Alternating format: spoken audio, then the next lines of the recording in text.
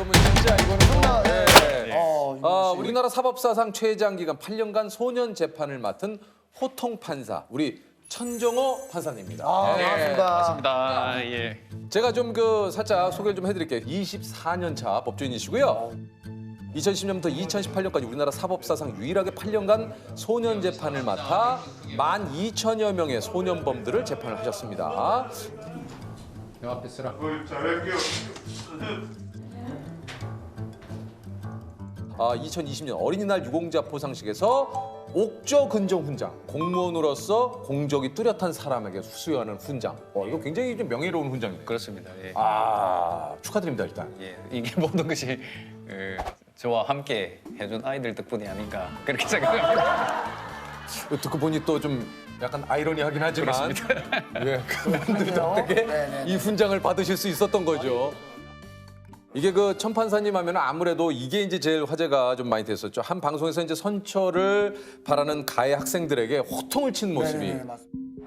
예전에 약간 프로그램 이제 코너 짤 때 했어요. 문세윤 씨가 판사 역할을 막 해야 될 때 네. 이제 판사님의 영상을 보면서 네. 어떤 톤이나 이제 이런 연습을 조금 했어요. 이제 했었거든요. 네. 어떤 톤이었어요? 좀 연습. 그러니까 뭐 예를 들어서 거기서 이제 뭐 자기가 코빅 법정이라고 해서 이제 문세윤 씨가 해서 그렇게 해서 할 수 있다고 생각했나? 하면서 뒤에를 이제 있다고 생각했나? 하면서 뒤에를 이제 저희가 조금 그게 뭐야? 예예. 저희가 뒤에만 약간 살리는 걸로 해서 그래가지고 우리 교에서 할 수 있다고 생각했어. 그래서 저희가 이제 이거를 하다가 문세윤이 잘하니까 문세윤 씨가 문세윤이 좀 이제 하자. 예. 똑같았어요. 약간 좀. 예. 저는 그 대사까지도 사실은 기억이 나는 게 부모님이 자꾸 자기 아이를 변호하려고 하니까 아이가 학교에서 뭐 하는지도 모르고 네, 맞습니다. 지금 뭐 하자는 겁니까? 용서 못해? 용서 안 합니다! 딱 하는 거예요.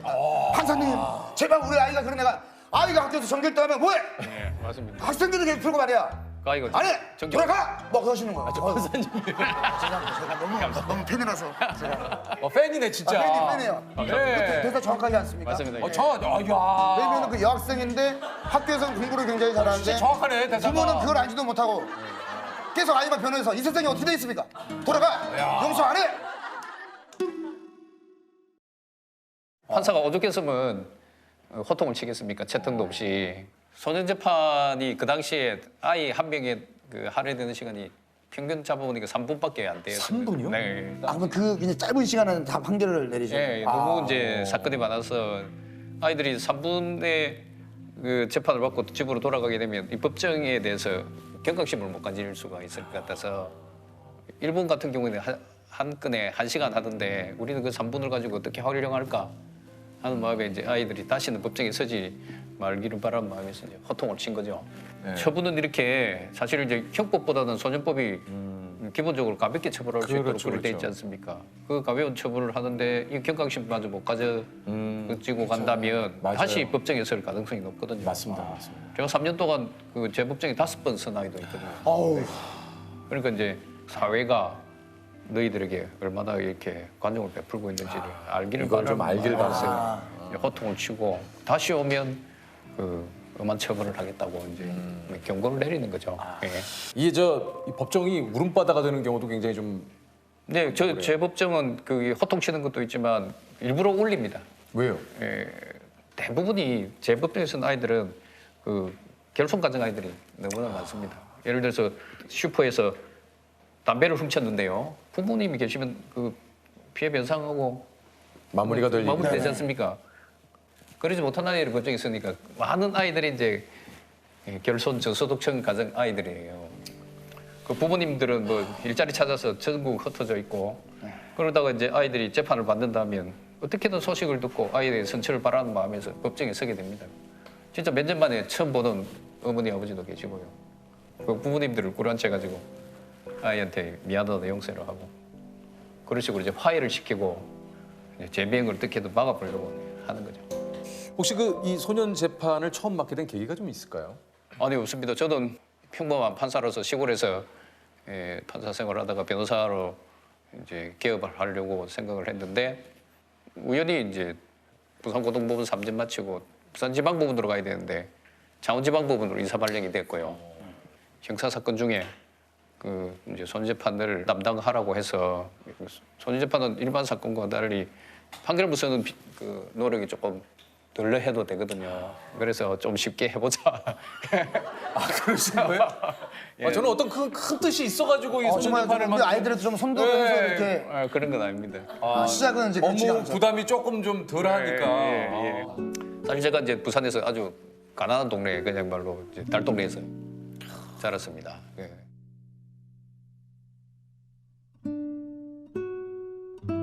중학교 친구 한 명이 그 친구는 우연히 이제 잘못된 길을 가가지고 부산의 유명한 조폭에 가담했다가 지금 무기징역수로 목포 교도소에서 친구분이요. 25년째 지금 복역하고 있고 저도 판사 생활 24년째 하고 있고 그리고 제 주위에는 이제 그런 친구들이 참 많았습니다.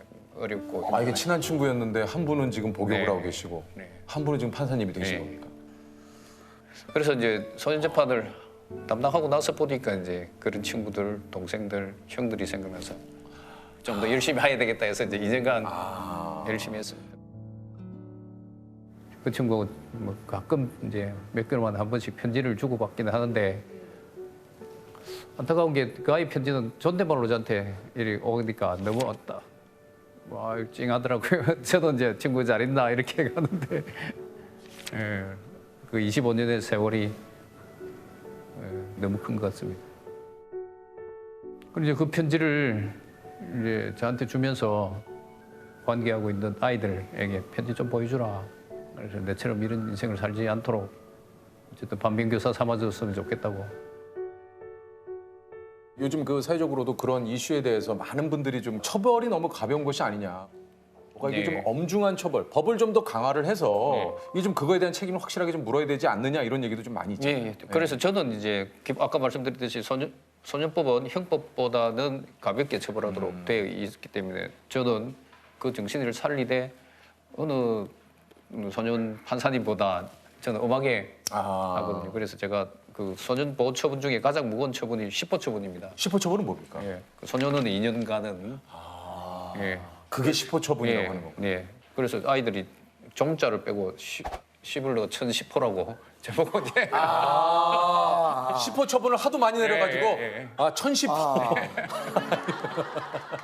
그래서 이제 저도 이제 벌할 때는 정확하게 하지만 처벌한 이후에 그럼 재부비행을 막기 위해서 우리 사회가 네, 좀 더 네, 노력했으면 그렇죠. 좋겠다. 그러니까 그런 마음에서 지금까지 축구도 같이 활동했습니다. 하시고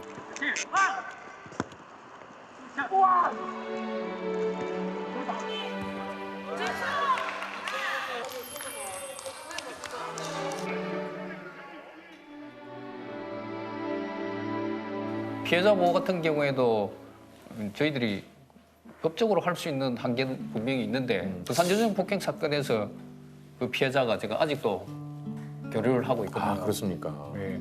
그러니까 우리가 권한 없지만 우연히 그 아이하고 소통이 돼가지고 장학금을 모아서 아이한테 주고 그래서 이제 중학교 졸업도 제가 할 때까지 지켜보고 법이 없다 하더라도 우리가 좀 더 피해자들을 우리 사회 전부가 좀 안아주시면 맞습니다. 맞습니다. 피해자 맞습니다. 문제도 해결될 수 있지 않을까 맞습니다. 그런 생각입니다. 혹시 좀 8년간의 또 이 시절을 돌아보면 예. 가장 기억에 남는 사건이 또 많이 있을 것 같아요. 어떤 예. 사건이 좀 기억에 남으시나요?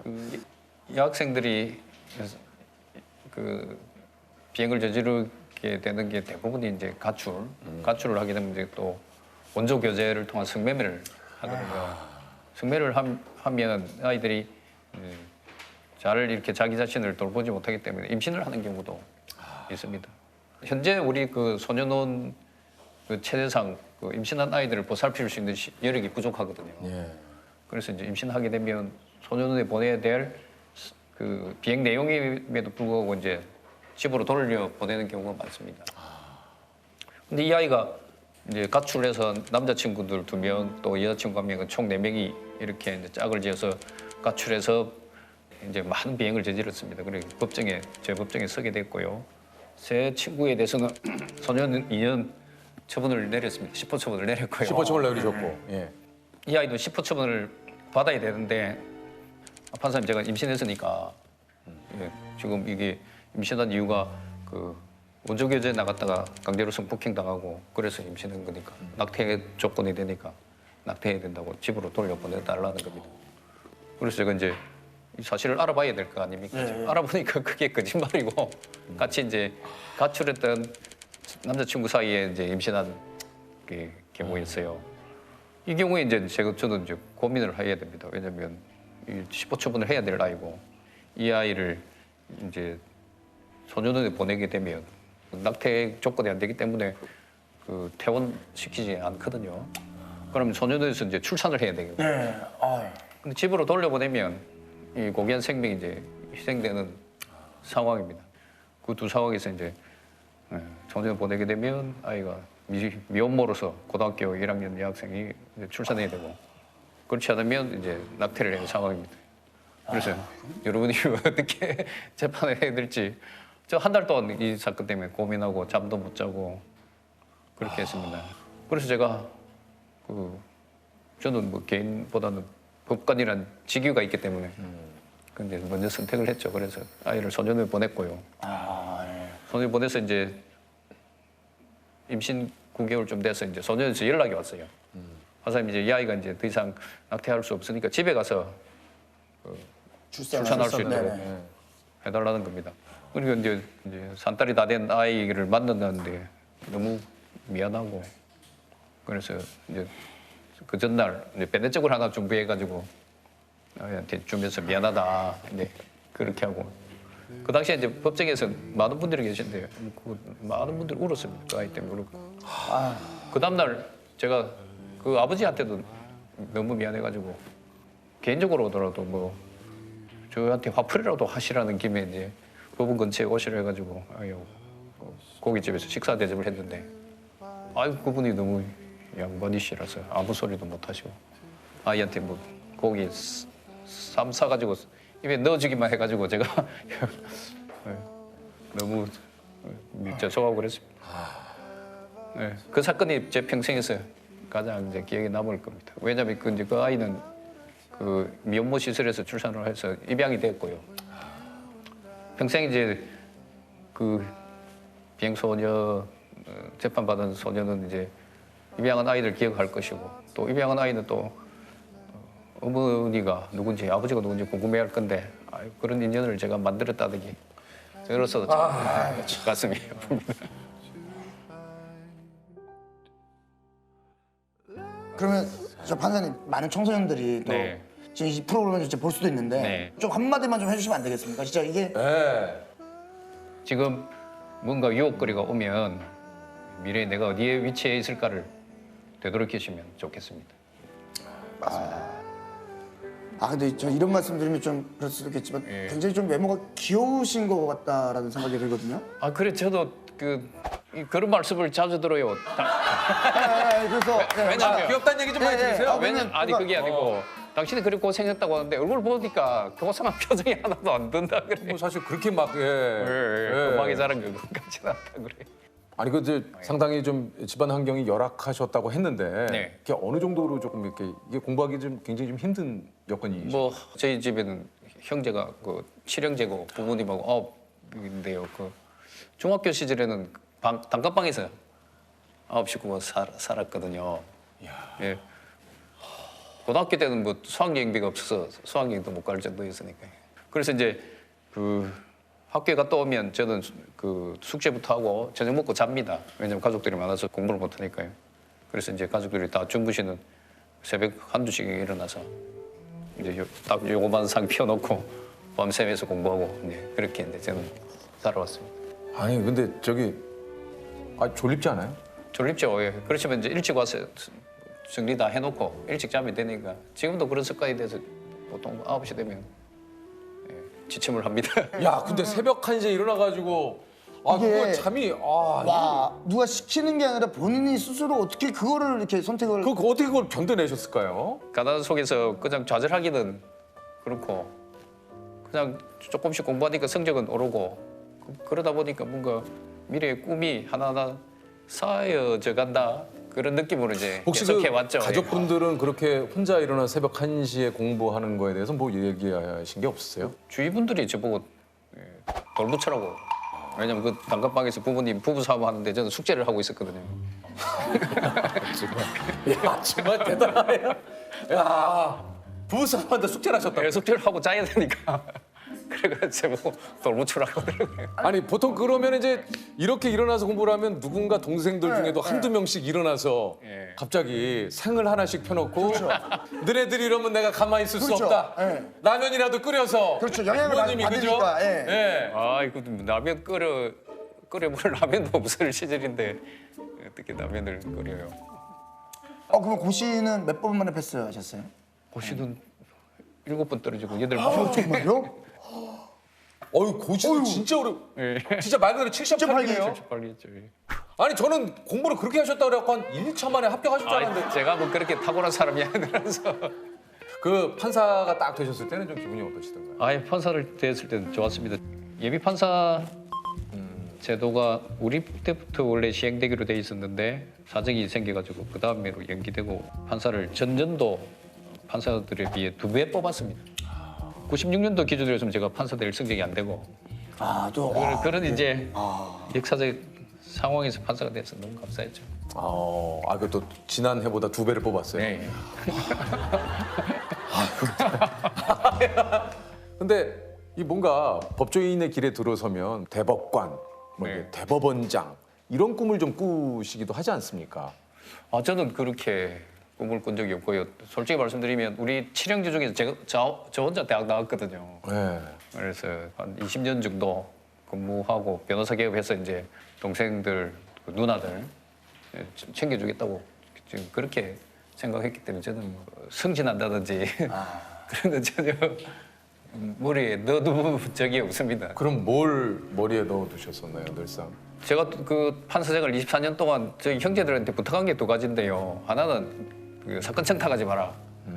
두 번째 손 내밀지 마라. 그러면 제가 부정을 할 수밖에 없으니까 대신 판사를 그만두고 변호사 개업하면 그동안 내가 못한 것 좀 챙겨주겠다.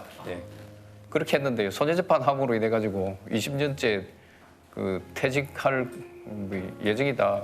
무산돼 가지고 가족들은 뭐 이런 얘기가 어떨지 모르겠지만 가족들은 계속 변호사만 개업하기를 기다리고 계십니다. 그래서 이제 저는 뭐 승진한다든지 어디 높은 곳으로 간다든지 전혀 고려해본 바가 없습니다. 네. 아직도 손해재판은 또 판사들 세계에서도 뭐 특별히 선호하거나 하는 것은 아닙니다. 왜냐하면 한 20년 정도 근무하면 변호사로 나가는 경우가 많습니다. 변호사 활동을 함에 있어서 소년보호처분 경력은 전혀 도움이 안 되거든요. 왜냐하면 이 비행을 저지른 아이들의 가정 형편이 어려워서 변호사 선임을 하는 경우가 1%도 채 안 됩니다. 퇴직했을 때 소년재판 전문 이러면 소위 말해서 이제 영업에 도움이 안 되는 거죠. 처음에 소년재판을 하고 나서 아이들 상황이 너무 심각했고 우리 사회가 이 아이들을 너무 방치하고 또 버리고 있다는 생각을 많이 했습니다. 원래 예상은 2014년도 그 정도 되면 이제 퇴직할 예정이었는데 그게 이제 이 위기 청소년들 처우 개선을 위해서 8년 동안 노력하는 덕택에 여기까지 왔습니다. 저는 그냥 정년까지 국민들께서 주신 이 판사라는 권한을 잘 사용하다가 뭐 퇴직하고 싶고요. 그 다음에 기회가 되는 대로 판사의 이제 구성원으로서 이 비행 청소년들 재비행을 막아서 우리 사회에 좋은 구성원들 많이 조금이라도 더 배출하고 싶은 마음뿐입니다. 나는 테러리스트가 아니다. 대한민국 독립군 대장이다. 자, 소개드리겠습니다. 판결문 하나로 법정을 울리고 세상에 울림을 주는 부산지방법원 동부지원 박주영 판사님이십니다. 안녕하세요. 네, 반갑습니다. 반갑습니다. 네. 소개를 좀 직접 해주시죠, 판사님. 네, 부산지방법원 동부지원에서 형사재판을 맡고 있는 박주영이라고 합니다.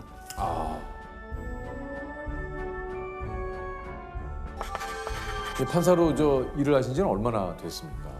네, 제가 2006년 1월 5일자로 법원에 임관을 했으니까 이제 16년이 좀 넘어가고 있습니다. 3명이서 같이 자살하려고 시도했던 사건인데 동반 자살을. 네. 혼자 자살을 시도하다가 계속 실패한 피고인들이었는데 그래서 혼자서는 안 되겠다라고 생각하고 한 피고인이 SNS에서 같이 자살할 사람을 모집을 했습니다.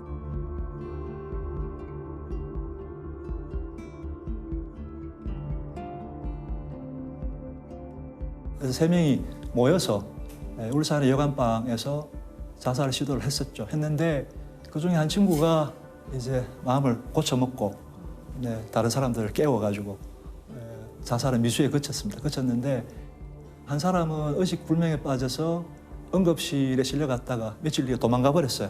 그 친구는. 그리고 2명만 이제 기소돼서 왔는데 처음에 이제 그 간단한 기록이 올라왔는데 공소장만 읽어보는데 뭐 가슴이 덜컥 내려앉더라고요. 피고인들 나이를 보니까 20대 후반, 30대 초반이었는데 자살이 미수에 그쳤고 하기 때문에 대부분 이 정도면 집행유예로도 석방되는 사안입니다.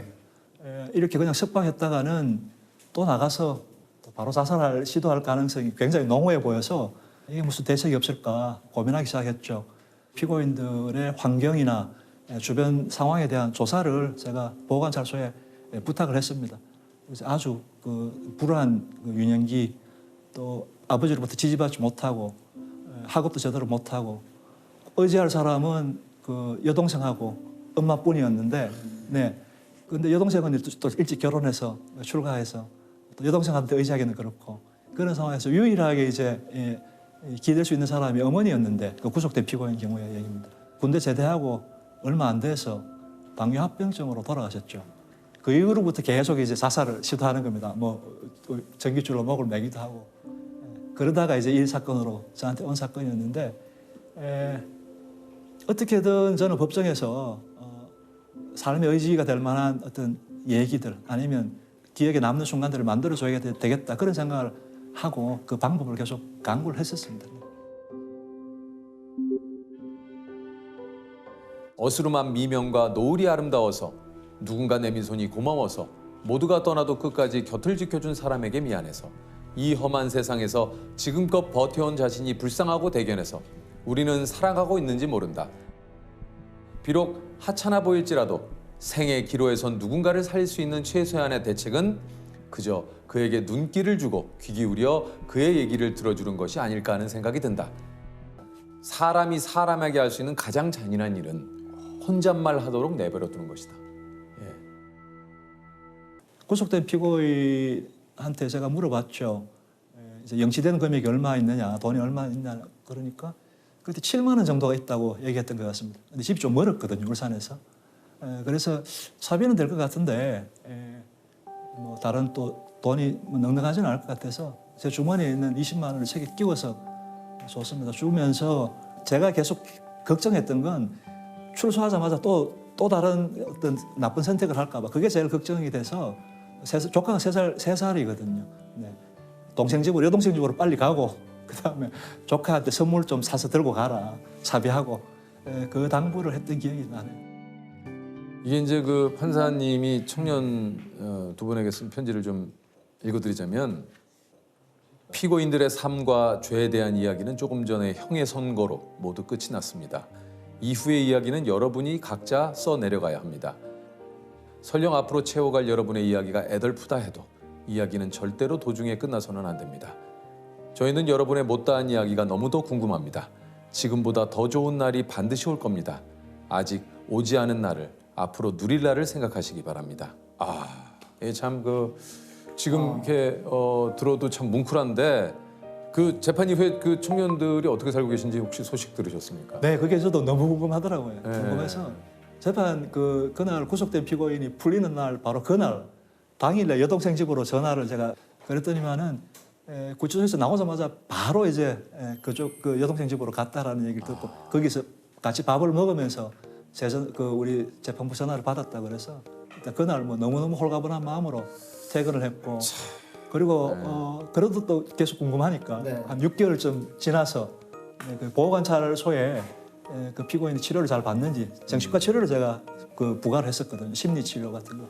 근데 물어보니까 치료 잘 받고 있고 새로 일하는 것도 또 잘 하고 있다 그런 얘기를 들었고 그 이후에 또 다시 한 1년쯤 지나서 계속 궁금해하고 있었는데 그 여동생분이 그때 그 판결 뉴스 방송을 유튜브 방송을 보고 그 방송에 댓글을 다셨던 거를 제가 우연히 봤습니다. 그 댓글에 너무 잘 지내고 있고 지금도 지금 피고인이 그 당시에 재판 얘기를 하고 뭐 저한테 너무 고마운 마음을 가지고 있다 이런 얘기. 그래서 앞으로 뭐 이렇게 열심히 살겠다라는 그런 내용을 댓글로 남기셔서 정말 말할 수 없이 기뻤습니다. 아, 참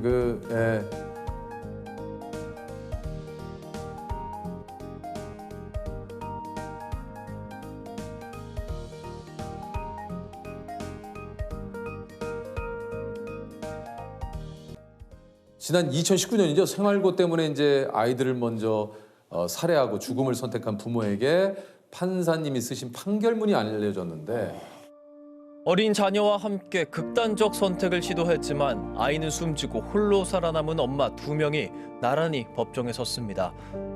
그 판결문도 제가 조금 읽어드리겠습니다. 우리는 살해된 아이들의 진술을 들을 수 없다. 동반자살은 가해 부모의 언어다. 아이의 언어로 말한다면 이는 피살이다. 법의 언어로 말하더라도 이는 명백한 살인이다. 살해 후 자살은 가장 극단적인 형태의 아동학대 범죄다. 참담한 심정으로 애통하게 숨져간 아이의 이름을 다시 부른다. 이 이름이 동반자살이라는 명목으로 숨져간 마지막 이름이기를 희망한다. 생각해 보니까 아이 입장에서 본다면 이거는 명백한 살인이구나.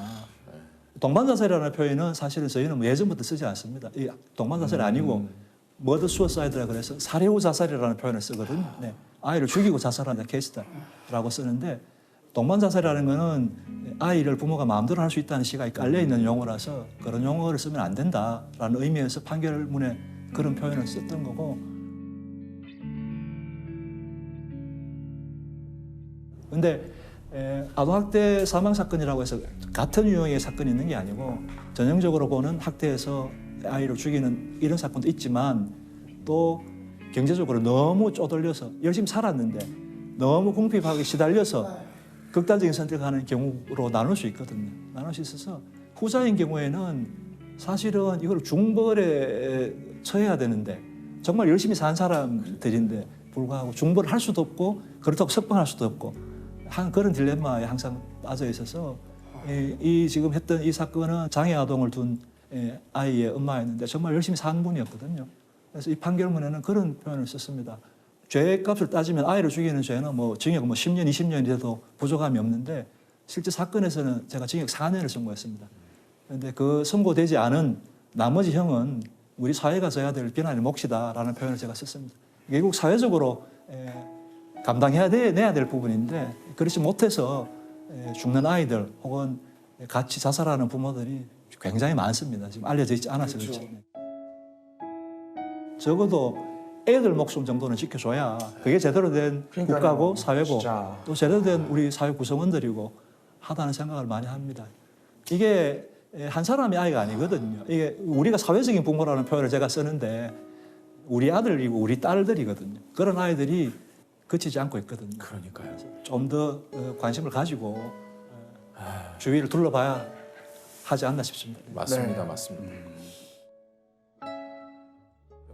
선박 건조 현장이었는데 한 달 사이에 4명이가 죽었습니다. 사망했는 사건인데 도저히 이해가 안 되더라고요. 왜 이런 큰 회사의 사업장에서 한 달 사이에 사람들이 죽어나가니까 몇 년 전에도 전력이 계속 있고 이게 도대체 무슨 잘못이 있는가를 눈으로 확인하지 않으면 판결 쓰기가 좀 어렵겠다라는 생각이 좀 들었습니다. 그래서 검찰하고 피고인 측을 설득해서 제가 직권으로 그 현장에 나갔었는데 실제로 가서 보니까 상상하는 것보다 훨씬 위험하더라고요. 그 배 안에서 거의 기다시피 해서 다녔는데 불도 잘 안 들어오지 않고요. 근데 뭐 용접하는 옆에서 용접하고 있고 실제로 노동자가 근무한 환경 그리고 그 사람이 그곳에서 실제로 사망한 장소에 가보면 전혀 느낌이 다르죠. 사망했을 당시의 그 심정 이런 것들이 고스란히 느껴져서 무거운 마음으로 힘든 생각으로 판결을 썼습니다. 저녁이 있는 삶을 추구하는 이 시대 대한민국에서 삶이 있는 저녁을 걱정하는 근로자와 그 가족들이 다소 존재한다는 현실은 서글프기 그지없다. 우리나라에서 산재 사고 빈발의 가장 큰 원인으로 거론되는 위험의 외주화가 이 사건 각 사고에도 여지없이 그 모습을 드러냈다는 점에서 이 부분을 언급하지 않을 수 없다. 이 우주상에 사람의 생명보다 귀한 것은 있을 수 없다. 빈부나 사회적 지위, 근로 조건의 차이가 현저한 여명의 격차로 이어지는 사회는 암울하다. 피고인들 전부에게 예외 없이 금고형과 징역형을 선택하여 무겁게 처벌하는 이유는 생명은 계량할 수 없는 고귀한 것임을 다시 한번 환기하고자 함에 있다. 제일 가슴 아픈 거는 뭔가 하면 이제 위험에 외조하라는 말이 계속 나오는데 기업에서는 비용을 절감하기 위해서 비용이 싼 하청업체들한테 가장 위험한 일들을 위험하고 단순한 일들을 맡깁니다. 맡기죠. 그러면 그 하청업체에서는 또 가장 임금이 싼 노동자들 미숙련 노동자들한테 그 사건들을 맡기죠. 제일 위험한 사건을 제일 경험이 없는 사람들이 하는 겁니다. 근무한 지 하루 만에 산재로 돌아가시고 그런 분들이 많죠. 그러니까 나이가 많거나 아니면 어리거나 한 사람들이 제일 값이 싸거든요. 사람의 목숨이 이 경제적인 그 비용으로 이 좌우지우지 된다는 사실이 너무 서글픈 거죠. 그리고 죽는 사람들은 늘 가난하고 힘없는 아버지나 아들들이 있고요. 그런 분들이 계속 뭐 떨어지고 뭐 끼이고 뭐 잘리고 하는 그런 사건들 당해서 돌아가시는 거 보면은 정말 너무 비정하다는 생각이 들고 지금은 물론 중대재해처벌법이라는 게 생겼지만 네. 그 당시만 해도 산업안전보건법으로 규율을 했었는데 산업안전보건법이 형이 약해서 대기업에 부과하는 벌금이 1,500만 원 정도였거든요. 그러니까 사람이 뭐 4명이나 죽는데 제 사건이 그랬습니다. 네. 그런 상황들이 너무 비정하게 느껴졌죠. 네. 산재 사건은 그럼에도 불구하고 그 무렵에 보다 지금 많이 나아진 게 없어서 그렇군요. 네, 계속해서 각성이 필요한 부분이고 얼마 전에 그 뭐 김훈 작가님 같은 경우는 생명 안전 네트워크래 그래서 거기 공동 대표를 맡으시면서 계속 산재에 대해서 계속 사회적인 발언을 하시는데 김훈 작가님 인터뷰를 보니까 그런 말씀을 하셨더라고요. 지금 떨어지고 끼이고 그 죽는 그 근로자들이 젊은이들이 국회의원의 아들이고 뭐 재벌의 아들이고 힘 있는 정치인의 아들이고 그렇다면 산재가 계속 과연 발생하겠느냐 그런 말씀을 하시는데 그렇죠. 그 지적이 저는 상당히 많이 가슴에 와닿았습니다. 결국은 힘이 없고 약하고 누구도 사회적으로 주목하지 않는 사람들 아무도 관심 받지 않는 쪽에서 계속 돌아가시고 계신 그런 현실이 있다는 이 사실을 좀 꼭 기억해 주셨으면 좋겠습니다. 산재도 심각합니다. 진짜. 형사 판결의 양형의 이유라는 부분이 있습니다. 그 부분은 조금 자유롭게 쓸 수 있는 부분이거든요. 그 부분에 있어서 내가 좀 사람들의 마음을 움직일 수 있는 글을 써보자. 그래서 피고인들한테는 좀 반성하게 하고 피해자들한테는 위로를 주고 사회 구성원들한테는 이런 참혹한 사건이 있다. 우리가 해결하지 못하는 사건들이 계속 발생하고 있다. 안 보이는 곳에서 관심을 가지고 각성하자라는 메시지를 던져주려고 저는 나름대로 몸부림을 친 결과가 그런 판결물이 아닌가 싶습니다. 예, 진짜 판사님 박수를. 진짜 우리 대한민국에 이런 또 판사님이 계시다라는 게 저 한편으로는 참 든든하고 참 뿌듯하고. 예. 판결을 이렇게 쓰는 것에 대해서 사실 비판이 많습니다. 네네. 공적인 문서이기 때문에 감상적인 글을 쓴다는 것은 사실은 금기시하는 그 글의 형식이죠. 저한테 대해서 비난도 있습니다. 사실은 뭐 흔히 말하는 감성팔이 아니냐 뭐 이런 비난도 있고 어디 판결에 수필을 쓰느냐라는 얘기도 있는데 저희가 그런 걸 다 감안하고 쓰면서 했던 생각은 뭔가 하면은 사람 살리는 일인데 무슨 뭐 다른 게 뭐 필요하겠느냐 그런 생각을 많이 했습니다. 네. 개인적인 비난이나 이런 거는 뭐 얼마든지 감수할 수 있고 혹시라도 구설이 오르면 판사직은 뭐 그냥 접어도 된다라는 생각으로 썼고 우리 사회를 조금 더 좋은 방향으로 이끌 수 있는 그런 계기가 된다면 뭐 그런 거는 별로 중요한 문제라고 생각을 안 했습니다. 근데 뭐 다행히 그게 좀 좋은 쪽으로 받아들여 주셔가지고 결과가 저로서도 뭐 참 보람 있었던 사건이었죠. 네. 오늘 판사님이시니까 자 우리 저 공통 질문 한번 우리 조셉이 한번 드려볼까요? 나를 가장 똑바로 서게 하는 건 이것이다. 염치다. 염치다. 왜 염치라고 생각을 하셨습니까? 정의나 뭐 선 같은 이런 개념들이 굉장히 중요한데 이건 굉장히 모호하고 추상적이거든요. 바로 파악하기 어렵습니다. 그리고 정의나 선을 추구하다가 대부분 헤매는 경우가 많습니다. 저도 지금 법 공부를 한 지가 한 30년 넘었고 매주 정의가 뭔지 이렇게 선언하고 있는 사람이지만 뭐가 정의냐, 뭐가 선이냐, 악이냐 구별해보라고 하면 구별을 잘 못하거든요. 정의할 수가 굉장히 어렵습니다. 근데 이렇게 모호하다고 생각하기 시작하면 결과가 어떻게 되는가 하면 정의나 선을 회의하기 시작하는 거죠. 그리고 냉소합니다. 뭐 정의가 어디 있어? 선이 어디 있어? 뭐 악은 어디 있어? 이렇게 냉소하기 시작하는 거죠. 그게 바로 악이나 불의의 노림수라고 저는 생각하거든요. 그래서 사람들이 포기하고 뭐가 옳은 길인지 뭐가 그런 길인지에 대한 탐구를 포기하려고 하는 것이죠. 그게 가장 경계해야 될 지점인데요. 근데 그걸 이제 가늠해 볼 수 있는 것들이 뭔가 하면은 염치 같은 것들입니다. 내가 염치 있게 사느냐, 부끄러운 마음을 가지고 행동하느냐, 사느냐. 그러면 좀 더 정의롭고 선에 가까운 삶을 산다. 또는 뭐 비슷한 것들, 공감도 될 수 있고, 뭐 배려도 될 수 있고, 혹은 작은 예의나 매너도 될 수 있고, 이런 것들을 잘 지켜나가는 삶이라면은 좀 정의롭고 선한 삶이다라고 얘기할 수 있는 것이고, 여기에 좀 벗어나 있다고 생각하면은 아, 내가 조금 지금 좀 잘못된 길로 가는구나. 이렇게 판단해 볼 수 있는 것이죠. 그래서 저는 염치라는 게 굉장히 중요한 가치라고 생각합니다. 그래서 저를 똑바로 세울 수 있는 건 바로 염치라고 생각합니다. 염치다. 예.